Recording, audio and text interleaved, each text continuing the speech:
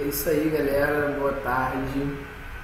Mais uma vez, deixa eu chegar um pouquinho aqui pra frente. Fio, né? Seu chapa, trazendo aqueles assuntos que não podem faltar no seu dia a dia, que não podem faltar na sua redação, que não podem faltar nos seus conhecimentos, para que você tenha, o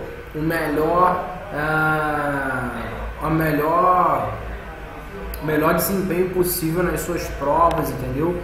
E hoje a gente traz esse assunto que eu tenho certeza que vocês não devem ter visto em qualquer outro lugar, né? Um assunto que eu tenho certeza que está passando batido demais aí, e você sabe, né? Tudo aquilo que passa batido, alguém vai aproveitar. Tudo aquilo que passa batido, alguém vai utilizar para poder pegar a gente no macete. Mas aqui não tem isso, rapaziada. Aqui a gente continua correndo atrás, continua pegando os pormenores das nossas atividades, das nossas assuntos, para que você tenha completo conhecimento das causas que estão acontecendo aí no nosso dia a dia, beleza? Hoje a gente fala sobre acordos nucleares que acontecem aí no ano de 2020, no nosso período atual, né?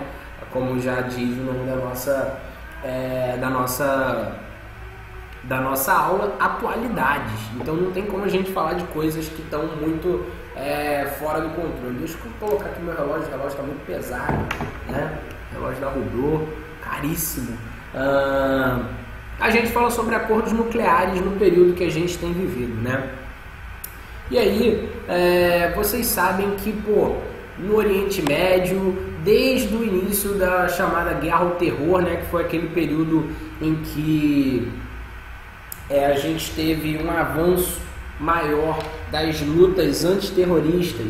Muitas dessas lutas antiterroristas, né, com um sentido aí bastante questionável, um sentido bastante que a gente, né, sabe que tem ali uma justificativa, mas não é a justificativa perfeita, né? Não tem como a gente justificar apenas com algumas situações que a gente ouve falar.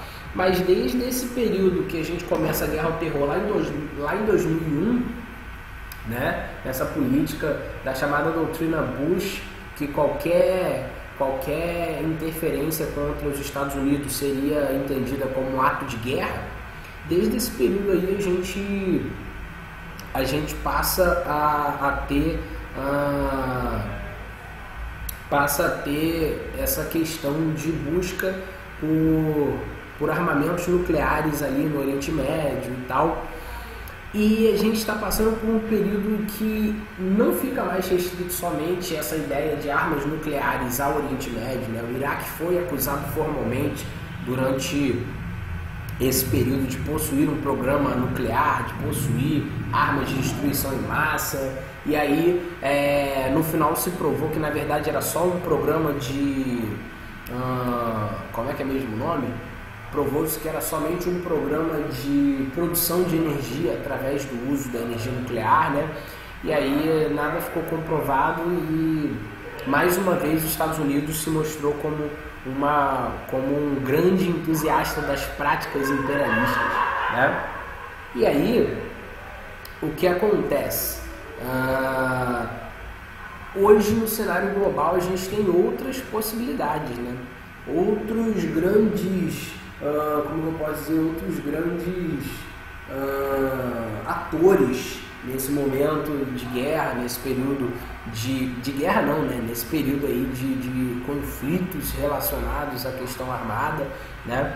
Só que esse conflito armado, essa ideia de diferentes estados nacionais estarem se armando, estarem comprando armas, estarem aumentando seus arsenais, isso não é novo, né?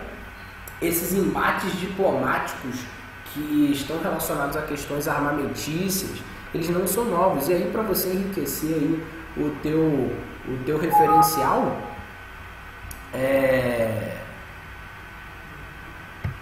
para você aumentar o seu referencial aí para suas provas, você vai se ligar que eu trouxe um dos antecedentes, né? Um dos principais antecedentes foi a chamada crise dos mísseis de 1962, né? foram 13 dias de impasse entre Estados Unidos e União Soviética em outubro de 62, devido à instalação de mísseis nucleares soviéticos na ilha caribenha de Cuba, né? Então o que acontecia? Nesse período aí da chamada crise dos mísseis, a gente teve a União Soviética, que a gente estava viva, né? Contextualizando aqui, a gente estava na plena ascensão do chamado período de Guerra Fria, né? Onde nós tínhamos as duas superpotências globais, Estados Unidos e União Soviética, Estados Unidos capitalista, União Soviética socialista, comunista, né? Dentro desses campos que a gente gosta de chamar normalmente de comunismo, né? Lutando pela hegemonia global. E não era só uma luta de dois sistemas econômicos, mas era uma luta de duas formas de enxergar o mundo, né? Duas culturas completamente diferentes, duas formas de entender a humanidade de maneira completamente diferente, duas formas de entender conceitos como riqueza, pobreza, igualdade, liberdade. Esse era um grande conflito aí dos anos 60 nesse contexto, né? Inclusive o contexto de Guerra Fria foi um dos grandes impulsionadores do começo do regime militar brasileiro, né? A gente tinha aí várias propostas que foram entendidas pelas elites nacionais como propostas socialistas, como propostas comunistas, e que trouxeram medo às elites brasileiras de um possível avanço dos interesses soviéticos sobre o Brasil, né? Uma coisa que, assim, na prática não se comprova, né? Aí, por mais que a gente ainda veja uma aproximação, principalmente de João Goulart, no seu período de governo com a China, João Goulart fazendo visita a Cuba, né, elogiando o regime cubano, o Brasil estava longe de socialismo, né? Por mais que o chamado Orville, né, que é aquele conjunto de informações obtidas durante o período militar da história, conte uma história diferente, o Brasil, na prática, estava muito mais próximo de um liberalismo, muito mais próximo de uma participação nas questões militares norte-americanas, muito mais próximo dos ideais norte-americanos do que os ideais soviéticos, né? Então, só aqui atualizando, para quem está entrando agora, a gente está falando sobre a crise nuclear que o mundo está caminhando para entrar agora em 2020, né? O fim de vários acordos nucleares que estão acontecendo. Estamos fazendo aqui um retrospecto histórico para a gente poder ver aonde que isso chegou, né? Só baixar aqui o volume do meu computador, tá bom? Ficou legal, para não me assustar. Eu estou olhando aqui, mas aí eu controlo aqui pelo som. E aí, em 62 a gente tem essa prática acontecendo, né? União Soviética alinhada à Internacional Socialista, e isso fazia ela se aproximar a Cuba, né? E aí ela vai instalar esses mísseis na ilha de Cuba, e esses mísseis nucleares estavam a poucos quilômetros do território estadunidense. Não sei se vocês estão ligados, mas Cuba é muito próximo de Miami, né? A última vez que... deixa eu pegar aqui. Cuba é bastante próximo de Miami, né? Então, essa proximidade entre os mísseis, entre o território estadunidense e os mísseis, né, causou um certo tipo de alvoroço lá nos Estados Unidos. Então a gente estava num período de Guerra Fria bastante forte, né? Toda ameaça aos Estados Unidos era tida como ameaça de guerra, não tem como a gente descartar essa possibilidade. Toda ameaça era tida como ameaça de guerra. E os Estados Unidos já tinham o seu programa nuclear, já tinham as suas propostas de criação de armas de destruição em massa. E aí quando né, porque a gente estava na corrida armamentícia. O que é a corrida armamentícia, né?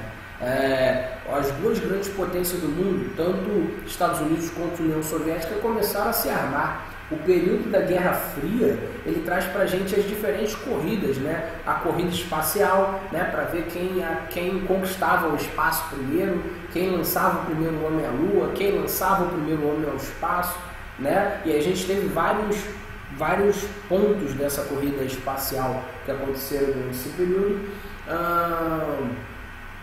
A corrida armamentícia, né? Quem se armava mais, quem dava mais tiro por segundo, quem conseguia construir a bomba nuclear primeiro. Tanto a União Soviética quanto os Estados Unidos estavam nessa onda. Nós tínhamos a guerra cultural nesse período.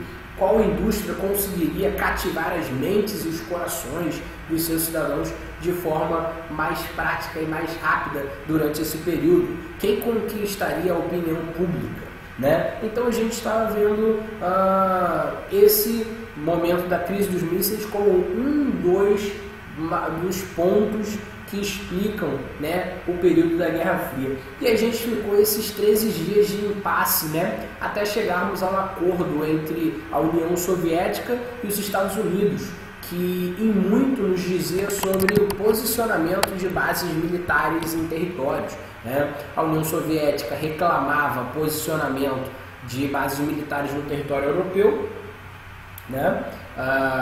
Bases militares dos Estados Unidos no território europeu, e os Estados Unidos reclamou por causa da instalação de bases militares em Cuba, que era muito próximo a Miami. E Miami é uma das maiores cidades dos Estados Unidos, né? O estado da Flórida é um estado bastante populoso, bastante importante para a economia norte-americana, né? Faz parte do chamado Sun Belt, é uma área onde tem várias instalações militares e não militares, governamentais, de desenvolvimento de tecnologia aeroespacial, como por exemplo a própria NASA, né? Quando a gente via muito aquele desenho do Pica-Pau falando lá dos pântanos de Cabo Canaveral, né? Era sobre a Flórida que ele estava falando, sobre essas instalações aí. Então esse impasse ele deixa de acontecer por causa de um acordo de ambos os lados de retirar esses armamentos dessas regiões, né, fazendo com que a paz seja restabelecida. Esse caso da crise dos mísseis, ele aparece também registrado naquele filme, o X-Men Primeira Classe, né? Se você lembra desse filme, X-Men Primeira Classe, você vai ver que o final do filme fala sobre a crise dos mísseis de Cuba, né? E segundo o filme, quem resolve são os mutantes. Aliás, X-Men é um quadrinho, né? Uma HQ que fala sobre exatamente esse momento da história norte-americana. Então é importante até como fonte de pesquisa histórica para quem gosta de se atualizar nessas paradas através de outras fontes. X-Men fala sobre lutas pelos direitos civis, fala sobre Guerra Fria, fala sobre várias paradas, né? E a gente só tira do X-Men Wolverine, né? Só quer falar de Wolverine e coisa do tipo. Então, a crise dos mísseis foi um dos grandes impasses históricos referentes a armas nucleares e a potencialidade de destruição que elas possam causar. E aí, em 87, a gente chega num tratado, né? Um tratado de forças nucleares de alcance intermediário, conhecido na sigla estrangeira como Tratado INF, né? INF, na verdade. E ele foi um tratado internacional que controlava essas armas nucleares de Estados Unidos e União Soviética. O que esse tratado diz? Que essas armas de alcance intermediário, né? E principalmente armas de alcance intermediário nucleares, o que são essas armas? São aqueles mísseis de médio alcance balístico, são mísseis intercontinentais, são mísseis que têm um poderio destrutivo bastante considerável, né? Não é a mesma coisa que uma bomba atômica de Hiroshima e de Nagasaki, mas é uma bomba que já tem um potencial destrutivo bastante grande, né? Então, nesse acordo se ficava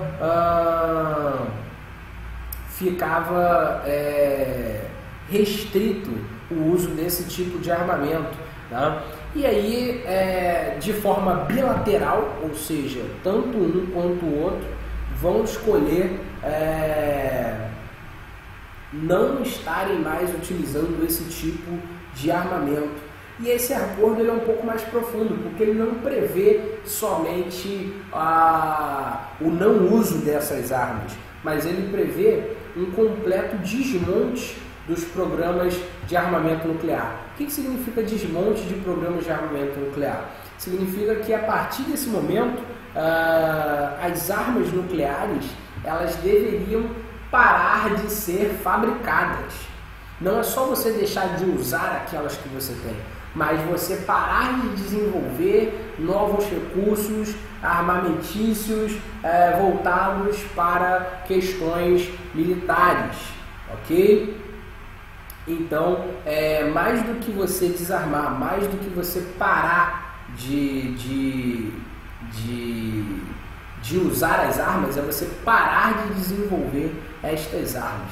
E aí fica aquela anotação pra gente. Quem tem arma nuclear hoje? Vamos lá. Rússia, Estados Unidos, França, Reino Unido, Coreia do Norte, Índia, Paquistão e Israel, né? Israel normalmente vai falar que não possui essas armas, mas é de conhecimento pleno, né, de quem pesquisa essas questões militaristas internacionais, que pesquisa questões armamentícias e geopolíticas, que Israel tem sim um programa de desenvolvimento de armamento nuclear em atividade plena, né?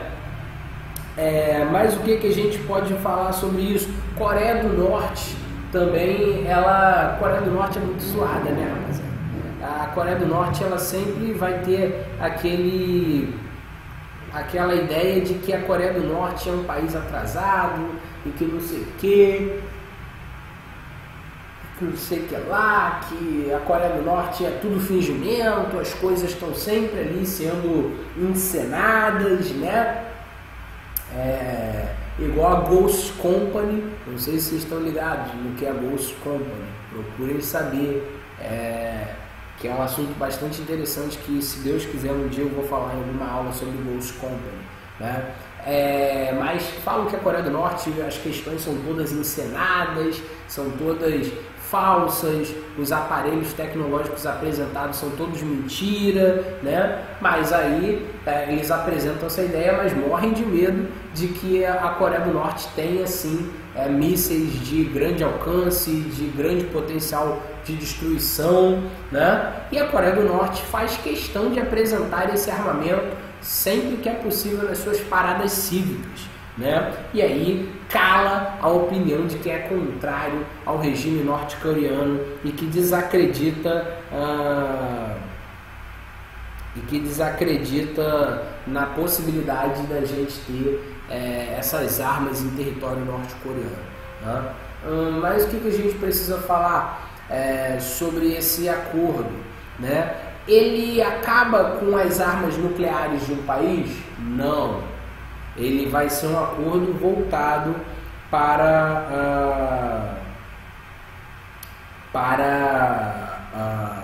como que eu posso dizer? Ele vai ser voltado para única e exclusivamente esses mísseis de longo alcance, né? Eles vão estar relacionados a uma defesa do desarmamento desse tipo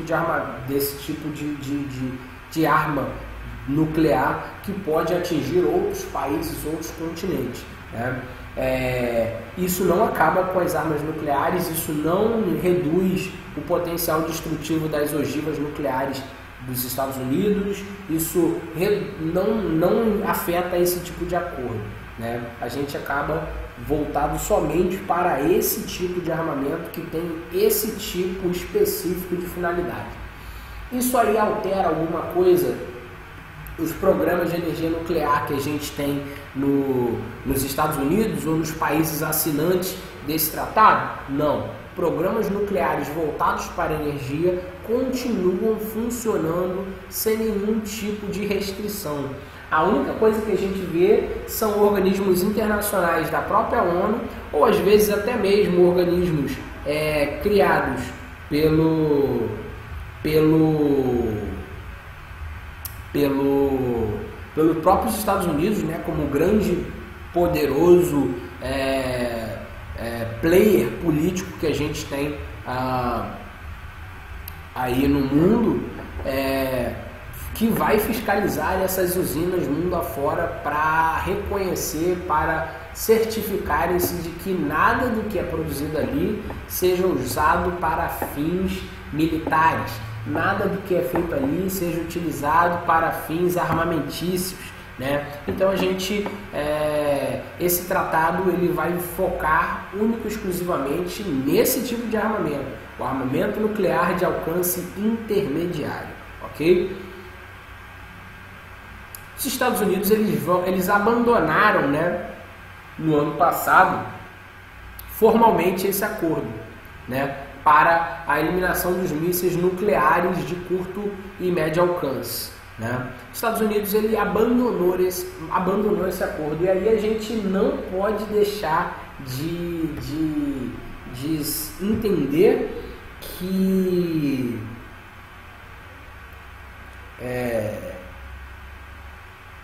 a gente não pode deixar de entender que isso reflete muito o momento político dos Estados Unidos, né? Isso reflete profundamente o ideal político que está por trás da gestão atual do governo norte-americano, né? Então, muito do que a doutrina Trump, né, se é que a gente pode chamar de doutrina essa forma de fazer política adotada pelo Donald Trump, mas eu gosto de chamar de doutrina Trump, né? Essa forma de fazer política ela influenciou diretamente nessa saída do acordo. Por quê? Vamos lá. Qual é o discurso de campanha do Donald Trump? Né? Make America Great Again. Qual a melhor forma de tornar um país grande novamente? É você não abrir mão do seu direito de defesa, segundo o que eles dizem, né? Eles chamam de direito de defesa. Então, qual a melhor forma de você não abrir mão do seu direito de defesa? É você se armar. É você aumentar o seu poderio bélico durante esses anos. Então, muito do discurso do Donald Trump é um discurso belicista, né? Um discurso voltado para armamentos.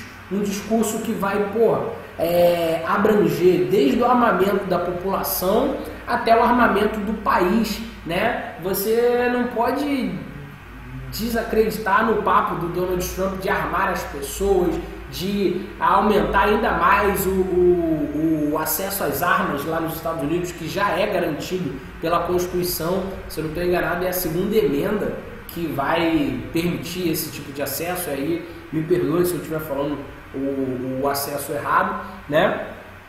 O porte de arma lá nos Estados Unidos já é bastante irrestrito. Muitas pessoas têm acesso a armas. Muitas pessoas que nem deveriam ter acesso a essas armas acabam tendo acesso, e aí a circulação vai ser ainda maior, né? Alguns estados como o Texas possuem políticas chamadas de open carry, né? Que permitem que em algumas zonas da cidade você possa andar armado com até um certo tipo de calibre, e aí eu não vou me lembrar, se eu não estou enganado é o 22, já permite que você ande com algumas armas aí que dão bastante tiro por segundo, né? Tipo aquelas AR-15 que a gente vê sendo carregada por aí na maior parte dos protestos, né? Eu acompanho um grupo armamentista lá dos Estados Unidos nas minhas redes sociais, que é a SRA, né? Que é uma Rifle Association, que eles chamam, né? E esse porte de armas, os caras, tanto de esquerda quanto de direita, têm orgulho de poder ter essas armas. E o discurso do Donald Trump, ele reforça esse armamento da população. Tanto que quando a gente teve os protestos do Black Lives Matter, né? Muita gente saiu armada, muita gente, tanto que estava protestando a favor das vidas negras, quanto as que não concordavam com o movimento, saíram armadas às ruas. Tem uma foto épica, né, de uma menina que faz parte do New Black Panther Party, né, que é o partido dos novos Panteras Negras, que não tem muito a ver com o partido do Pantera Negra original. saindo armada com a R-15, se eu não estou enganado, né? E também a gente tem aquela outra imagem épica de um casal com com um fuzil que eu não vou me lembrar o modelo agora, mas é um modelo da época da Guerra do Vietnã, né? E uma pistola 22 defendendo a sua casa, o cara sem porte nenhum de arma. Então essa questão armamentícia lá nos Estados Unidos vai ser quase que cultural, independente da sua posição política. E o discurso do Donald Trump reforça isso. E todo esse entorno desse discurso vai fazer com que a gente chegue no ponto da participação, né? Ou melhor, da saída de participação de um acordo que visa desarmar países a nível nuclear, o que é muito perigoso. É muito perigoso porque armas de destruição em massa, armas de destruição de longo alcance, reforçam o poder de um país sobre os outros. Estados Unidos, sendo detentor desse poder, ele se coloca num outro patamar político. Eu não estou falando aqui de patamar armamentista, eu não estou aqui falando de patamar logístico, eu estou falando de patamar político.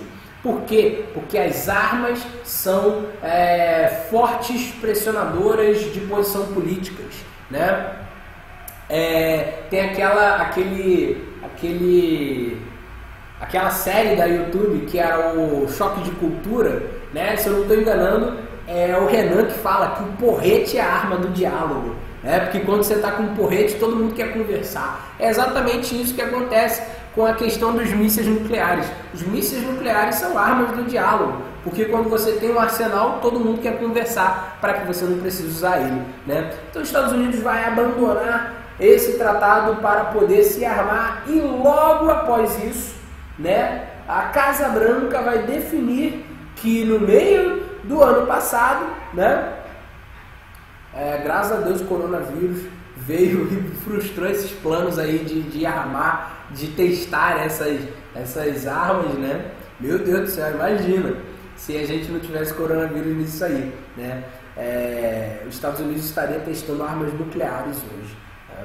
E aí,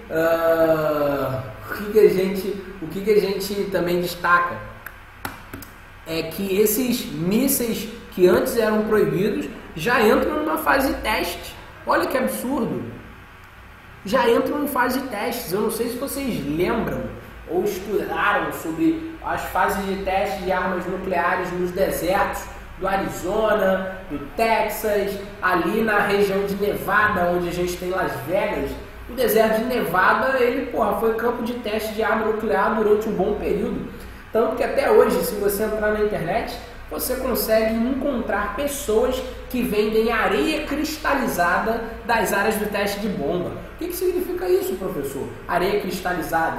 Porque as bombas nucleares, elas liberam uma energia tão grande, geram um poder de queima tão grande no local onde elas foram lançadas, que a energia liberada é tão grande que ela consegue fazer com que a areia daquele local entre em fusão instantaneamente, formando grandes cristais de rocha, né?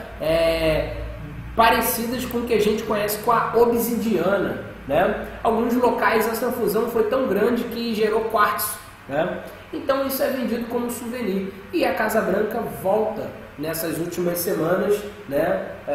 Planejava voltar com esse teste de armas no meio do ano passado ainda, né? A gente, claro, teve alguns testes já de armas, mas eles não prosseguiram graças ao avanço do coronavírus sobre o mundo, né?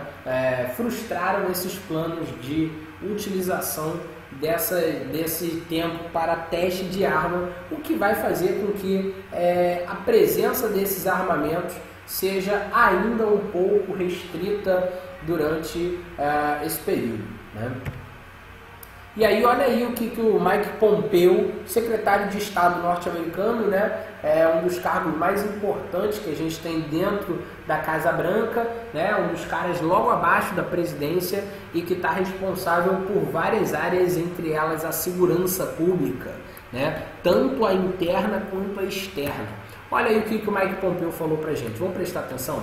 Durante os últimos 6 meses, os Estados Unidos deram à Rússia uma última chance para corrigir suas violações. Mas como tem feito há muitos anos, a Rússia decidiu manter os mísseis que violam o acordo, em vez de voltar a aderir às obrigações desse tratado. Né? Palavras de Mike Pompeo, dizendo que os últimos meses foram um período em que a Rússia poderia voltar atrás, poderiam corrigir as chamadas violações de acordo, né? Só que, como ela não voltou atrás, os Estados Unidos saem do acordo. Então, a grande questão que a gente chama de outros atravessamentos, que são essas outras questões relacionadas a isso aí, vai ser a incapacidade, né, de Washington reconhecer que a Rússia esteja abandonando esse programa. Só que é interessante, Estados Unidos, assim que encerra a sua participação no acordo, já planeja testes de armas. O que isso significa para a gente? Que pelo menos o desenvolvimento dessas armas durante esse período estava sendo ali, pelo menos o desenvolvimento teórico dessas armas estava acontecendo. Não estava tendo construção, não estava tendo uso de fábricas para produzir armas nucleares, mas, entretanto, todavia, a gente estava tendo estudos que viabilizassem a construção de armas nucleares. Então, a gente não pode também entender de forma inocente que os Estados Unidos estava cumprindo todas as regras, né? E aí é aquilo, se os Estados Unidos se a Rússia está descumprindo as regras, os Estados Unidos encontram aí a brecha possível para não participar desse acordo, né? Já encontrou a brecha. Pô, se a Rússia não está participando, a gente também não pode participar. E aí a gente tem uma coisa bastante interessante para discutir, né? O papel da Rússia nesse atual período da nossa história. Às vezes a gente acha que a Rússia está presa ao passado soviético, está presa às situações que aconteceram há milhares de anos atrás, durante o período da Guerra Fria, ou durante os posicionamentos russos durante a Segunda Guerra Mundial, ou até mesmo lá no período da Revolução, né? Só que, na verdade, a Rússia ela ainda continua como um grande país. Ela continua passando por um período de desenvolvimento econômico bastante importante, de representatividade política bastante precisa, né? A gente está vendo a Rússia sendo representada nas questões políticas internacionais, né? Não tem como a gente ignorar isso. Na última aula mesmo a gente falou sobre a questão do petróleo. A questão do petróleo, ela como que eu posso dizer? Ela fez com que a Rússia, né, manobrasse o mercado a favor da produção de petróleo no seu país. A Rússia é uma das grandes produtoras, a Rússia é uma das grandes exportadoras desse recurso energético para todo mundo, né? E aí a questão da Rússia, além de ser uma potência econômica emergente, diga-se passagem, né? A gente não pode esquecer que a Rússia faz parte do famoso BRICS, né? Brasil, Rússia, Índia, China e África do Sul, né? A Rússia faz parte dos BRICS e isso significa o que pra gente? Que é uma economia que está em pleno desenvolvimento, é uma economia que está caminhando para a grandeza, né? E para se tornar uma potência econômica aí durante os próximos anos. A gente não pode esquecer que a Rússia sempre está participando de forma controversa de todo tipo de acordo internacional, Por exemplo, a Rússia se colocou contrária à intervenção da OTAN no Oriente Médio durante o período da chamada Primavera Árabe. Então, para os Estados Unidos, a Rússia hoje se mostra como um adversário importante. A Rússia hoje se mostra como um inimigo a ser combatido. E isso é muito problemático. Isso vai fazer com que a gente tenha uma escalada nas disputas entre Estados Unidos e Rússia, né? Pela hegemonia, pelo controle do poder mundial. E isso vai ser ruim para todo mundo, né? E aí, por além da Rússia não estar descumprindo, ou melhor, por além da Rússia estar descumprindo os acordos armamentistas internacionais, a gente tem a China, né, que não vai assinar nenhum tipo de acordo e, mais do que isso, ela não vai desacelerar o seu processo de criação de armas.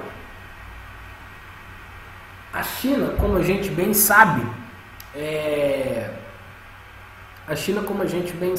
ela é a segunda maior potência econômica do mundo, né?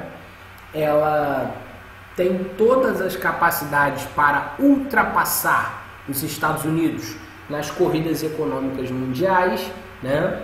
Inclusive a balança comercial chinesa em relação aos Estados Unidos ela é positiva, né? Porque a China ela hoje vende mais para os Estados Unidos do que compra dos Estados Unidos, né?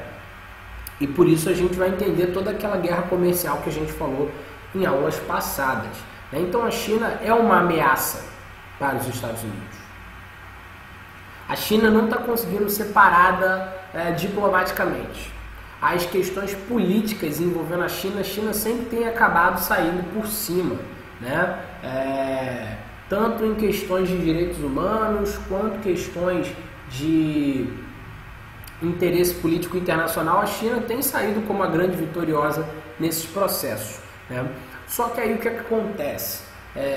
Estados Unidos está se sentindo ameaçado. Estados Unidos tem se sentido ameaçado pela potência que a China pode vir a ser. Então o que acontece? Em alguma área, os Estados Unidos precisam atacar a China, né?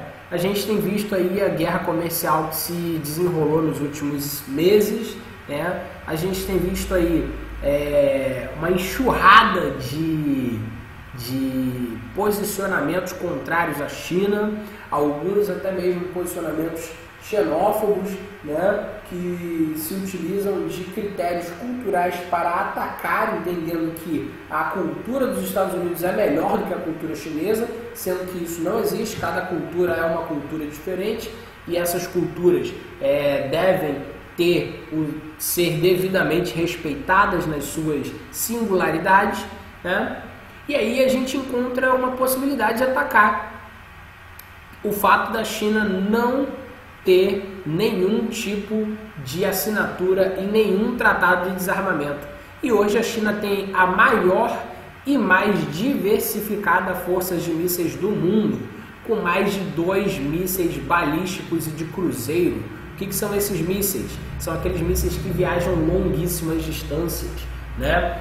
A gente teve aí recentemente o anúncio de que a China tinha desenvolvido um míssil que consegue chegar nos Estados Unidos em alguns minutos, né? A gente não vive na Terra plana, esse bagulho de Terra plana não existe, né? E aí isso mostra que a China e os Estados Unidos estão muito próximos, não pelo Atlântico, mas pelo Pacífico. Então a China, se ela quiser, ela consegue criar uma rota direta para os seus mísseis viajarem através do Pacífico e atingirem grandes cidades na costa oeste dos Estados Unidos. Los Angeles, por exemplo, é uma metrópole, é uma cidade que tem uma quantidade considerável de habitantes, mais de 1 milhão, para ser bastante entendível para vocês, né? Então você ter um míssil que consegue ter a capacidade de chegar nesse período de tempo, não dá para sair da cidade em 20 minutos. Não dá para você deslocar 1 milhão de habitantes em 20 minutos. E deslocar para onde, gente? Porque é uma arma de... Só confirmando aqui para vocês, ó.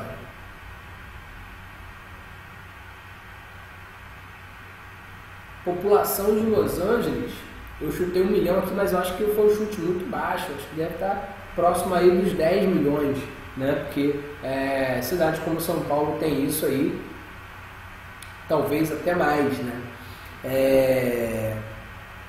Você ter um míssil que consegue atingir essa localização num período tão curto quanto o que esse míssil novo que a China se propõe a fazer consegue, é problemático, né? Não tem como você evacuar a cidade, não tem como você tirar pessoas do lugar onde elas moram.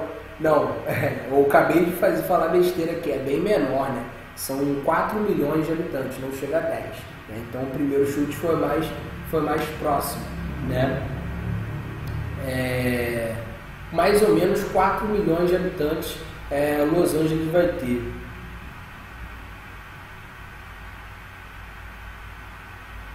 Mas ainda assim é um contingente populacional bastante considerável. Não tem como você transportar 4 milhões de pessoas em 20 minutos. Para onde? Né? Para onde você levar essas pessoas? Né?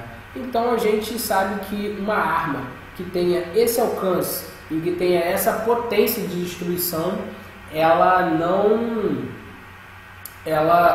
vai ser bem vista pelos Estados Unidos, né? E a China continua produzindo armas, continua melhorando seus arsenais, continua fazendo o diabo para cima dos Estados Unidos. E aí os Estados Unidos não vai ficar para trás, né? Ele vai querer, por mais esse motivo, se armar pra caraca, né? E a gente ainda tem outra problemática aqui por trás que a gente nem chegou a comentar, né? Esse tratado, que é um tratado histórico, ele vai fazer com que países como Coreia do Norte e Irã mantenham os seus posicionamentos armamentícios. Que pensa no seguinte, vamos lá. Estados Unidos, vamos pensar em 2 cenários aqui. Estados Unidos, ele dentro do primeiro cenário não está produzindo armas, não está gerando conflitos de natureza bélica, né, de natureza armamentícia nesse período. Isso faz com que outros países nesse primeiro cenário não voltem as suas produções nucleares para um pleno desenvolvimento. É tipo assim, pô, eles não estão fazendo nada lá, não faz sentido eu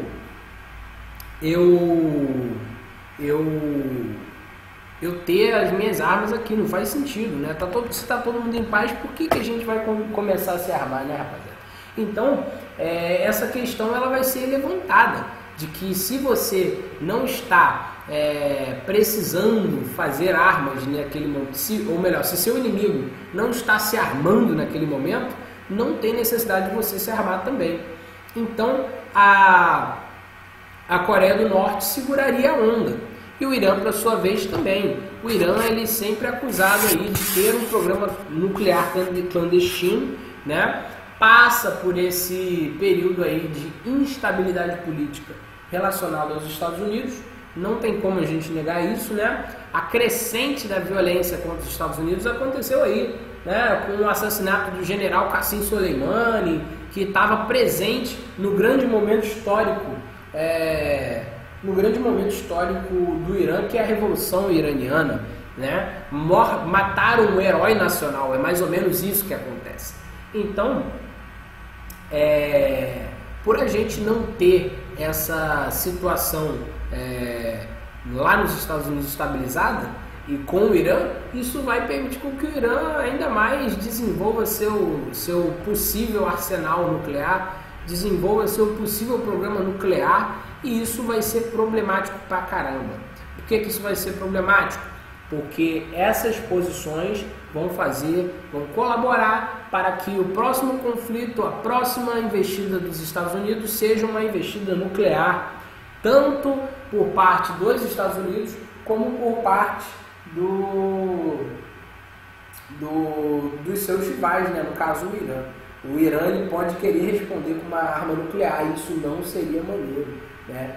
Visto que, não seria maneiro o Irã ser destruído e também não seria maneiro os Estados Unidos serem destruídos, né? Nessa questão envolvendo armas nucleares.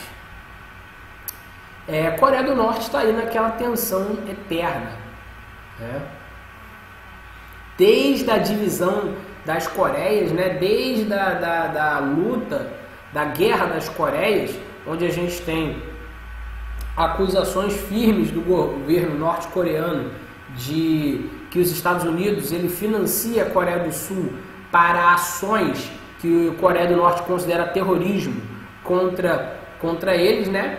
E aí a gente vai ter um alinhamento histórico, né, dos Estados Unidos em relação à Coreia do Norte. Durante a Guerra das Coreias, os Estados Unidos Estados Unidos fortalecendo a Coreia do Sul. Durante a Guerra das Coreias, você vai ver os Estados Unidos financiando a guerrilha, né, sul-coreana contra a Coreia do Norte. Então é daí que surge esse embate entre Estados Unidos e a Coreia do Norte, né? Por outro lado, você vai ver a China dando suporte à Coreia do Norte e sendo contrária à Coreia do Sul durante esse período.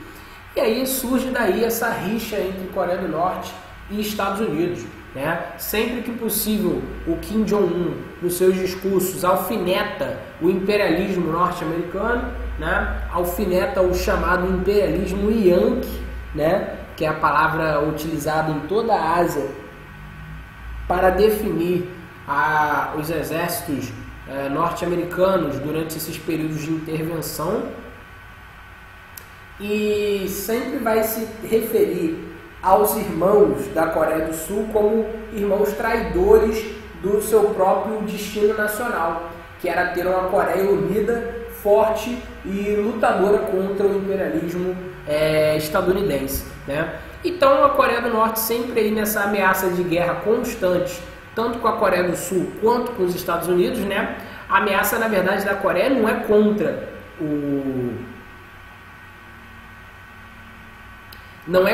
a Coreia do Sul, mas é contra os Estados Unidos em si, né? Não é contra o outro país que está além da sua fronteira, mas é contra os Estados Unidos que está ali por trás, incentivando as provocações políticas contra a Coreia do Norte. Então, Coreia do Norte, né, no meio desse contexto todo, só vê com essa possibilidade dos Estados Unidos se armarem uma abertura de caminho para que eles também se armem, para que eles também façam com que a sua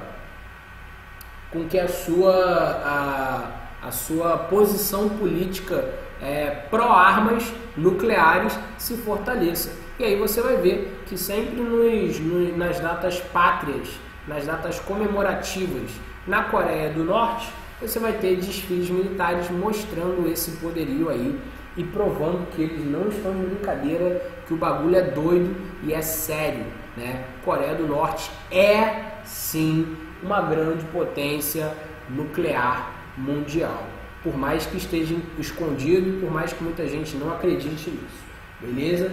Então é mais ou menos isso que acontece em relação a essas ideias, né? Deixa eu ver aqui se tem alguma outra coisa que eu tenha esquecido de falar.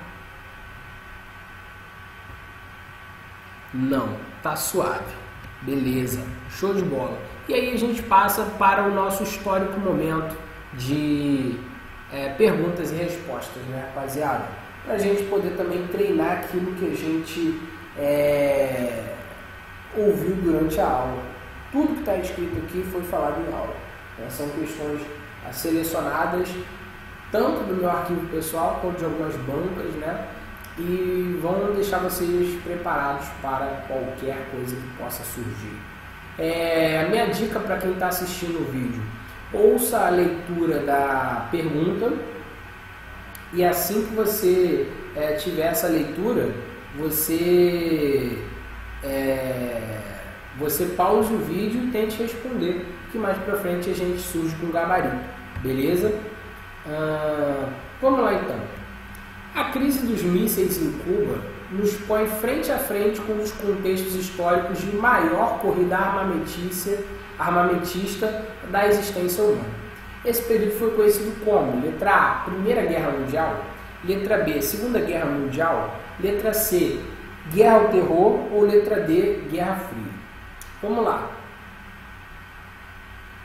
Nos contextos de guerras, a gente teve uma média corrida armamentícia. Por quê? Porque nesses momentos de guerra, tanto Primeira Guerra Mundial quanto Segunda Guerra Mundial, a gente estava voltado a poder... a gente estava voltado à criação, ou melhor, ao uso dessas armas, não à criação de armas, né? Então a gente não estava tendo um desenvolvimento maneiro da tecnologia para essa finalidade, mas estávamos tendo um desenvolvimento da tecnologia de uso direto, ou seja, cria, usa. Isso permitiu com que poucos países tivessem um grande programa que desenvolvesse essa questão das armas em relação ao armamentismo dos países, né? A corrida armamentista dos países. Então a gente já descarta a letra A e a letra B, porque não fazem sentido. Sobram pra gente Guerra ao Terror e Guerra Fria. Resposta do nosso gabarito, Guerra Fria, tá bom? Só explicando por que não é Guerra ao Terror. A Guerra ao Terror, ela levou países a se armarem de forma mais contundente, com certeza, né? Ao mesmo tempo que a gente tinha um posicionamento armado marcado pelos Estados Unidos, né? Ao mesmo período que a gente teve o maior investimento no exército norte-americano, e isso não significa diretamente corrida armamentista, ao mesmo tempo que a gente teve um grande uso, uma grande utilização dessas armas para esses contextos, a gente tem uma corrida armamentista que é unilateral, né? Pelo menos na sua pressão, na sua força econômica. Quem se arma muito durante esse período são os Estados Unidos. Inclusive tem um filme muito maneiro da Netflix, que eu esqueci o nome, acho que é Cães de Guerra. Acho que é isso mesmo, é War Dogs, né? Os cães de guerra, eles vão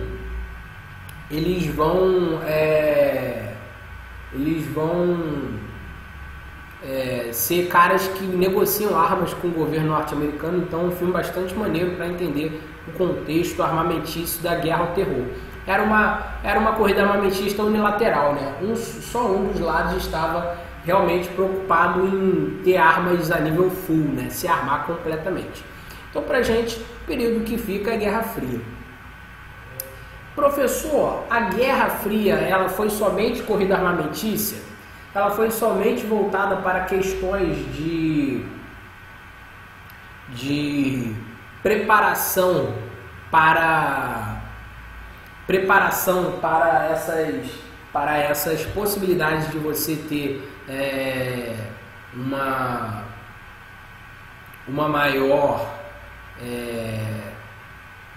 maior presença de armas? Não. A Guerra Fria teve um grande contexto de várias corridas espaciais, corridas armamentícias, guerras culturais, né, onde diferentes posições culturais dominavam, ou melhor, concorreriam para dominar a opinião pública, para conquistar a opinião pública, e isso foi conhecido, né? A corrida armamentícia, ela vai ser dos desenrolares da chamada Guerra Fria. Continuando, rapaziada, uma das queixas por parte dos Estados Unidos em relação aos acordos nucleares está diretamente ligada, letra A, ao fato da China não estar diretamente comprometida com nenhum acordo desarmamentista. Letra B, ao fato de grandes potências nucleares europeias, como Portugal e Espanha, não estarem ligadas ao acordo? Letra C. Questões de política interna de uma chamada guerra ao terror? Ou letra D. A questões políticas pulei a letra C. Letra B primeiro, né? Eu esqueci de ler. Ao fato de grandes potências nucleares europeias, como Portugal e Espanha, não estarem ligadas ao acordo? Letra C. A questões de política interna de uma chamada guerra ao terror? Ou letra D. A questões de política externa, principalmente voltadas aos vizinhos do Sul? Vamos lá, essa daqui já é um pouquinho mais complexa. Não é letra D, porque na letra D a gente fala que existe a possibilidade de ser feito das questões nucleares estarem voltadas aos países do Sul, né? E o que a gente está se referindo aqui nos países do Sul, né? Países da América Central e da América Latina, ou melhor, da América do Sul, de uma forma geral. As questões nucleares não envolvem esses países. As questões nucleares não envolvem os vizinhos do Sul, né? Elas estão voltadas para outras regiões do mundo. Então não é letra D. Também não é letra C, porque as questões dos Estados Unidos não estão voltadas para uma política interna, né? A política dessa questão dos acordos comerciais, ela está voltada a uma política de ligação externa, ok? E a questão da guerra ao terror não está voltada para essas questões nucleares, né? Ela está voltada àquele desenvolvimento que a gente teve durante lá o período dos ataques de 11 de setembro, né? Os desenrolares que a gente teve com essa história aí durante esse próximo período histórico. Então, também não tem nada a ver com a letra C. D ou A? Pra gente, vai ser letra A. Por que não letra B? Ao fato de grandes potências nucleares europeias. Ponto. Até aí está tudo certo. Grandes potências nucleares europeias, né? Existem grandes potências nucleares europeias, né? Que potências são essas? A Rússia, França e Reino Unido. São os países que, na verdade, não são grandes potências, mas são produtores de armas nucleares e que estão no território europeu. Até aí estava tudo certo. Os Estados Unidos realmente tem suas queixas contra essa rapaziada que produz armas e que está na Europa, principalmente em relação à Rússia. Só que aí o problema da questão ao fato de grandes potências nucleares europeias como Portugal e Espanha, aí a gente tem nosso problema. Portugal e Espanha não são potências nucleares europeias. Portugal e Espanha se restringem a terem programas nucleares voltados para a produção de energia e não para a produção de armas, como esse acordo prevê, né? Então a gente tem, na verdade, a China não estando comprometida com o acordo desarmamentista como a nossa resposta certa. E mais do que isso, não é só a China não estar comprometida com acordos desarmamentistas, mas é a China não estar se desarmando e, mais do que isso, comprando ainda mais armas. Isso que é o bagulho doido. A China não está só parada no seu acordo, ela está comprando outras armas, ela está gerando mais armas, ela está criando uma nova possibilidade de ser uma potência bélica, de ser uma potência armamentista durante esse nosso período histórico aí que a gente está vivendo. Então, para a gente vai ser a resposta letra A, né? A China não está diretamente comprometida com nenhum acordo desarmamentista nesse período aí que a gente está vivendo. Próxima questão. A principal acusação formal que faz com que Estados Unidos relutem em permanecer no acordo nuclear se refere à Rússia por entender que... Vamos lá. Letra A. Rússia ser internacionalmente acusada de violação aos direitos humanos. Letra B. Rússia continuar mantendo seu programa de armamento nuclear com raízes soviéticas em pleno funcionamento? Letra C, Rússia ser a grande potência petrolífera da nossa atualidade?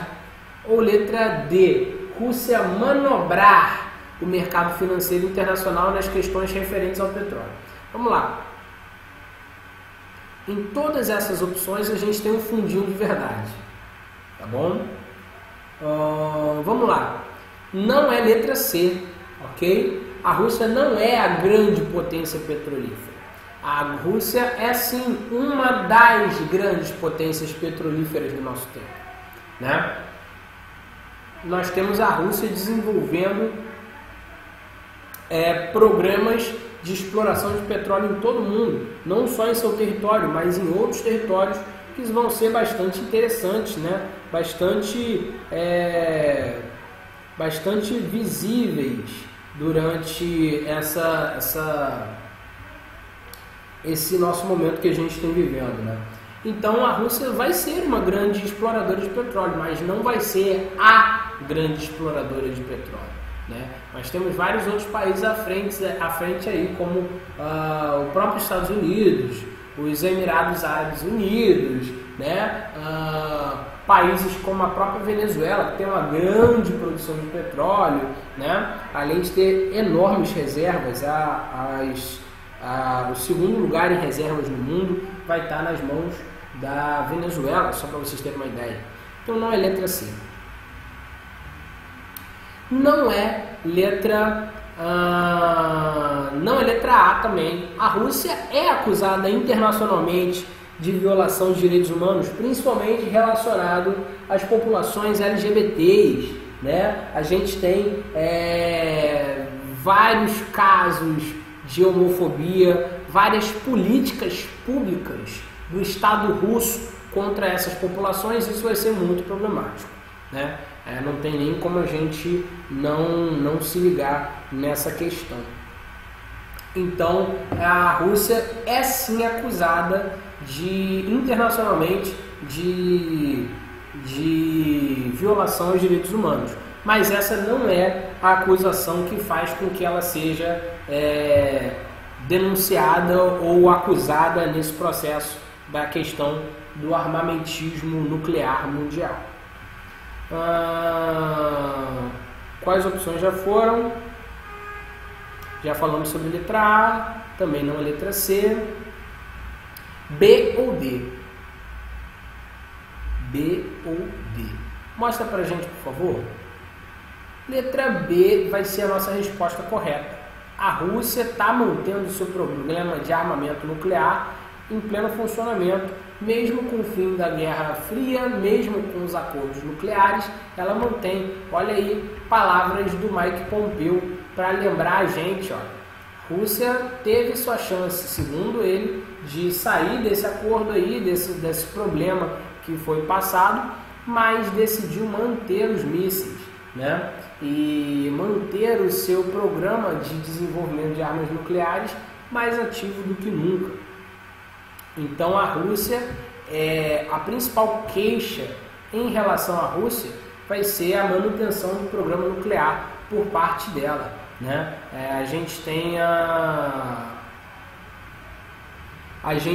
a Rússia mantendo o seu programa, construindo e desenvolvendo mais armas, apesar de acordos. Isso é a justificativa dos Estados Unidos, mas não é a justificativa,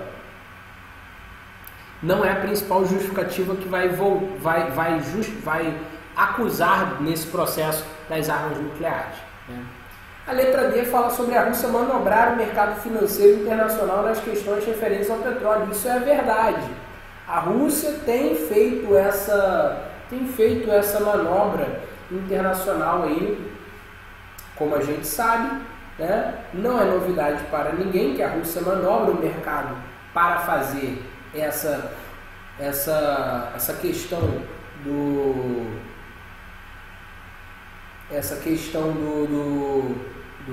petróleo, né? Com a pandemia do coronavírus, a gente viu isso na última aula. Países desaceleraram sua produção, que fez com que o preço do petróleo despencasse em todo mundo, né? A gente tivesse uma queda muito grande do preço do petróleo. E a Rússia e a Arábia Saudita foram países que se recusaram a acatar as ordens da Organização dos Países Exportadores de Petróleo, né, a OPEP.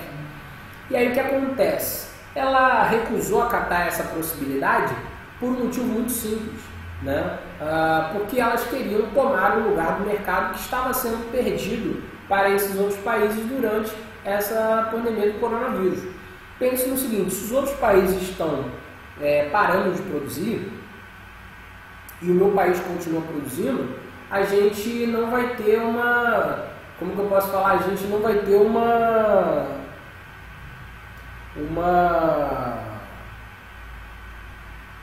a gente não vai ter uma concorrência leal, vamos dizer assim, né? Os Estados Unidos vai estar voltado em diminuir a sua produção, os países latino-americanos produtores vão estar voltados em diminuir a sua produção, a Rússia continua produzindo muito, a Arábia Saudita continua produzindo muito, ela vai se tornar um líder mundial nesse mercado. E mais do que isso, elas estavam conseguindo produzir muito, mantendo os preços baixos. Aí é fogo, né? Isso aí vai direcionar todo o mercado para a Rússia, né? Isso vai fazer com que essa manobra de petróleo faça com que a Rússia seja uma das grandes vendedoras deste bem durante esse período da pandemia de coronavírus, né? Então, a letra D, ela está certa, mas ela não tem relação direta com o que a gente está falando. Beleza? Vamos lá, a última questão para a gente. O recente abandono dos Estados Unidos do Tratado Internacional de Armas Nucleares abre espaço para que estes, letra A, estes aqui está se referindo aos próprios Estados Unidos, abre espaço para que estes, letra A, encaminhem denúncia internacional ao Tribunal de Haia, acusando o Exército de uso de armas nucleares. Letra B, inicie novos testes de armas nucleares com grande potencial destrutivo. Letra C, descarte completamente seu arsenal nuclear em respeito ao acordo vigente. Ou letra D, desenvolva estreitas parcerias armamentistas, principalmente com a China. Vamos lá, não é letra C, né, rapaziada? Não tem como ser letra C. Por quê? A letra C fala que Estados Unidos abandonando o Tratado Internacional e está descartando suas armas. Na verdade, o que acontece é o oposto contrário. Os Estados Unidos ele está fabricando mais e mais armas durante essa saída desse acordo, né? Então a gente vai ter, em vez de arsenais diminuindo, arsenais crescendo. Também não vai ser letra A, né? Estados Unidos encaminhar uma denúncia internacional ao Tribunal de Haia acusando o próprio exército não faz sentido, né? Eles mesmos não vão se acusar de um crime que eles estão cometendo, né? É a mesma coisa que dar um tiro no próprio pé. Então a gente não vai ter Estados Unidos praticando isso que acontece na letra A. Fica pra gente B ou D. E aí, rapaziada? B ou D? B ou D? B ou D? B ou D? B ou D? Pra gente vai ser letra B. Por quê? Porque esses novos testes, né, esse abandono dos Estados Unidos dessas questões nucleares, eles vão sempre estar, como que eu posso dizer? Eles vão dar a permissão que os Estados Unidos precisava para começar testes, né, de armas nucleares. Vai dar a permissão que eles precisavam para iniciar a criação de novas armas, para iniciar a revitalização dos seus estoques de armas, né? Isso vai fazer com que os Estados Unidos tenham um grande revigoramento das suas políticas voltadas à produção armamentista nesse período histórico, né? Letra D, cara, ela é também completamente errada, porque está falando sobre desenvolver parcerias com a China, sendo que a China, olha, como a gente disse nesse slide aqui, por ela não ser signatária, não ter assinado nenhum acordo de desarmamento, ela vai ser uma das grandes inimigas dos Estados Unidos. Ela, na verdade, vai assumir a responsabilidade de destruir os Estados Unidos, vai assumir a responsabilidade de ser contrária a tudo aquilo que os Estados Unidos podem fazer, né? Então ela não vai ser parceira dos Estados Unidos, ela vai ser inimiga dos Estados Unidos, né? E isso vai acontecer com uma grande força durante esse período e vai ser também uma das grandes justificativas para que os Estados Unidos abra mão da sua participação nos acordos internacionais. Outra coisa que eu queria comentar com vocês é que acabou ficando de fora aqui do nosso slide. Deixa eu botar minha câmera aqui para olhar para vocês, porque eu acabei percebendo que ficou faltando isso. E eu estou com a anotação aqui aberta no celular que está falando exatamente sobre isso. A versão do slide que eu tenho no celular, ela não é a mesma que está sendo apresentada. Acabei de ficar com raiva disso. Nós temos também, durante aí esses períodos de desarmamento, um outro acordo nuclear chamado START, né? Esse acordo nuclear ele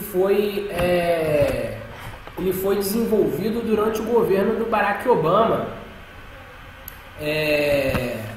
na época que o presidente russo era o Dmitry Medvedev, né? Dmitry Medvedev. Agora eu lembrei aqui a pronúncia do nome do cara. E aí esse acordo foi feito em 2010 entre Barack Obama e o presidente da Rússia desse período, né? Ele era chamado de Novo START. Esse outro acordo armamentista que a gente tem nesse período, ele vai substituir alguns outros acordos que vinham acontecendo anteriormente. E aí a gente vai entender que, na verdade, esse acordo que é encerrado, esse acordo das armas de alcance intermediário, que foi encerrado agora que os Estados Unidos saiu, ele não anula outros acordos que existem, né? Por exemplo, o Novo START, ele foi um acordo que ajudou a manter o controle sobre os arsenais dos países, né? E ajudou numa redução de ogivas nucleares, né? Que é um tipo de armamento nuclear, tanto da Rússia quanto dos Estados Unidos, né? Antigamente esses países tinham cerca de 1.550 ogivas, né? Ou melhor, hoje esses países têm cerca de 1.550 ogivas nucleares cada um, quando já chegaram a ter 60 mil. Então, tipo assim, nem tudo está perdido nas questões das guerras nucleares, né? Esse acordo já deu uma reduzida enorme nesse uso de armas nucleares, nessa possibilidade de países manterem armas nucleares. Inclusive, esse acordo ainda vai permitir que se tenha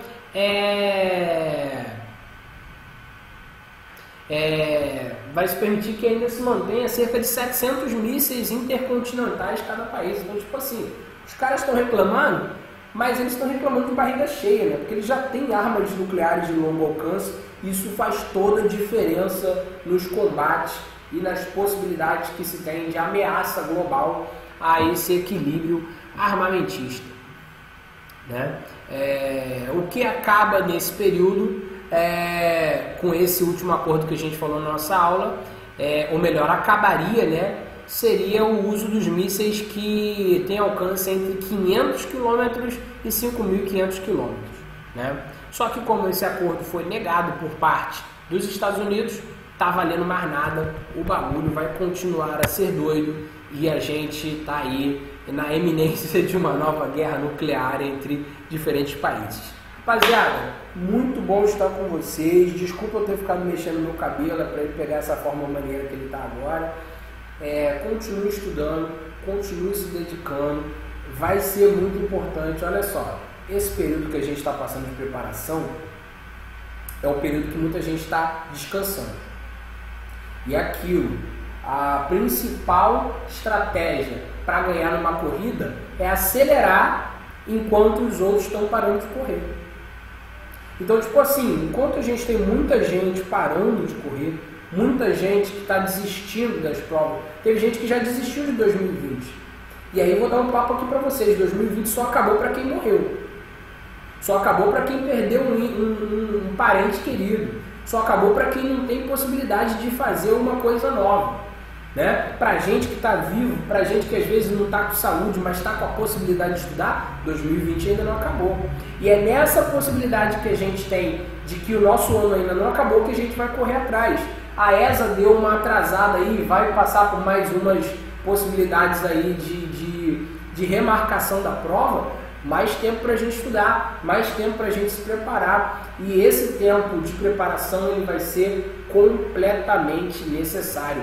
É ele que vai fazer a diferença entre quem está preparado de verdade e quem não está preparado. Lá na frente a gente vai ver isso aí, né? E é por isso que fica aqui meu apelo. Continue se preparando, continue estudando, continue se esforçando, porque lá na frente vai fazer toda a diferença. Não achem que essa vai vir mais devagar, né, gente? Não achem que essa vai vir mais tranquila. E aí a gente tem aquela informação sempre importante para passar, né, rapaziada? Olha a ESA aí, 1.100 vagas, prova chegando pra gente dia 4 de outubro. Porra, estendeu o prazo. Alongaram-se os prazos, muito importante.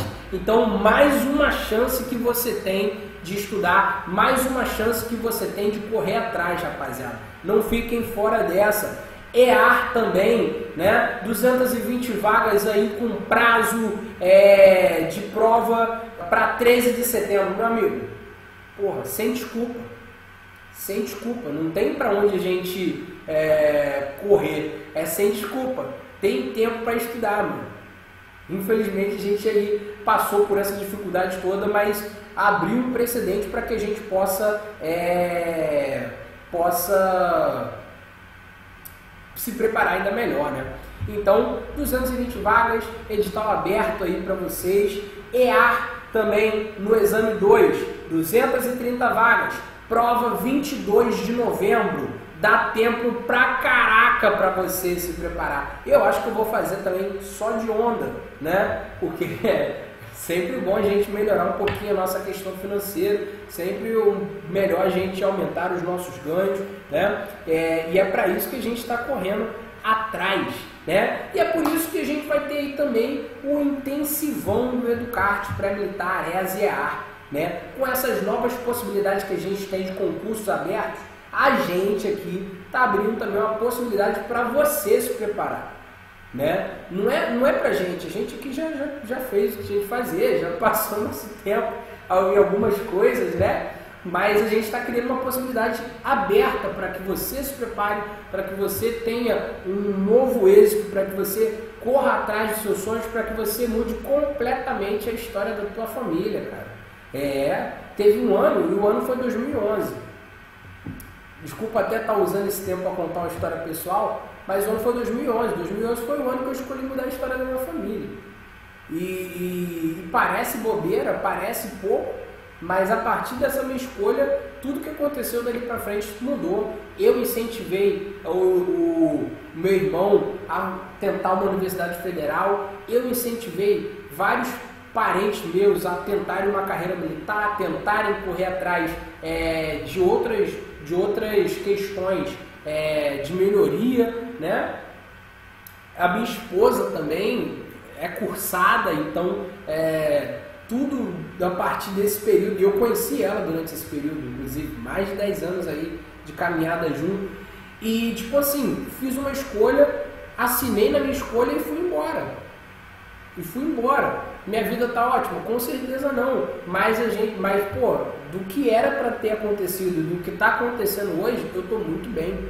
E esse ano, por mais complexo que tenha sido, por pior que tenha sido, talvez você possa ter passado por essa doença, talvez você possa ter passado por uma perda, né? E aí a gente respeita tudo isso, né? Mas de maneira geral, se você não perdeu ninguém, se você está com vida, se você está com saúde, mais um momento que você tem para se preparar e mudar por completo toda a história da tua casa, toda a história da sua família, né? E a Educarte está com essa proposta de continuar as nossas turmas aí até o período dessas provas. Então, se você tem algum interessado, se você está assistindo, caiu nesse vídeo aqui procurando o assunto de atualidade e ainda não está fazendo parte do nosso corpo de alunos, procure a nossa secretaria, procure os nossos canais de atendimento, que eu tenho certeza que vai acender uma luzinha na tua cabeça e você vai se preparar com qualidade para o que está por vir. Beleza, rapaziada? Tamo junto aí, mais uma vez, muito obrigado por a gente estar junto aí nesse momento. Mais uma vez, muito obrigado pela atenção de vocês. Continue se preparando, continue estudando, continue correndo atrás dos seus sonhos, porque não é agora, é lá na frente. Tudo vai valer a pena, rapaziada. Até a farda, e é mais ou menos isso, rapaziada. Até mais. Tchau.